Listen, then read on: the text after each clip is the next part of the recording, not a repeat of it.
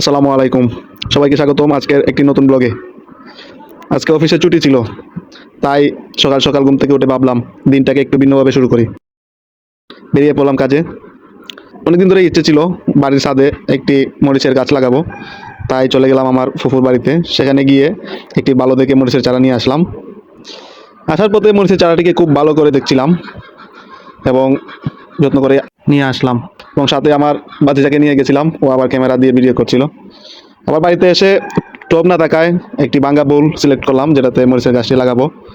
এবং বাড়িতে গাছ লাগানোর মতো মাটি না থাকায় বেরিয়ে পড়লাম মাটির খুঁজে, এবং সেখান থেকে কোদাল দিয়ে কিছু মাটি ঝুড়িতে ভরে বাড়ির দিকে নিয়ে আসছিলাম। মাটি আনতে অনেক কষ্ট হচ্ছিল, তারপরও এই কাজটার মধ্যে একটি আলাদা শান্তি পেলাম। তখন টবটি ভাঙ্গা থাকায় একটি সুতি কাপড় দিয়ে টবটিকে ঢেকে রাখার চেষ্টা করেছিলাম যাতে মাটিগুলো না পড়ে।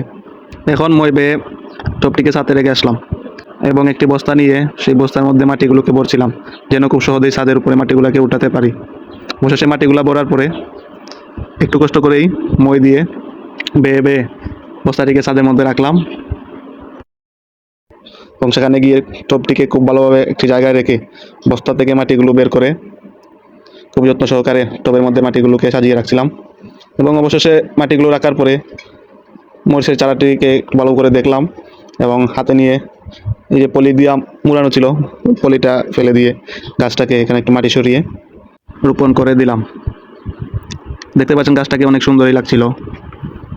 তো হঠাৎ আকাশের দিকে তাকিয়ে দেখলাম অনেক মেঘ জমেছে এবং বৃষ্টি আসবে, তাই ছাদে যে জিনিসগুলো তুলেছিলাম সেগুলোকে ফেলে দিলাম এবং একটু তাড়াহুড়া করে নিজেও নেমে আসছিলাম যাতে বৃষ্টিতে ভিজতে না হয়।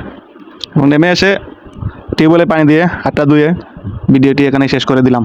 যদি ভিডিওটি ভালো লাগে থাকে তাহলে লাইক কমেন্ট শেয়ার করে পাশেই থাকবেন। ধন্যবাদ।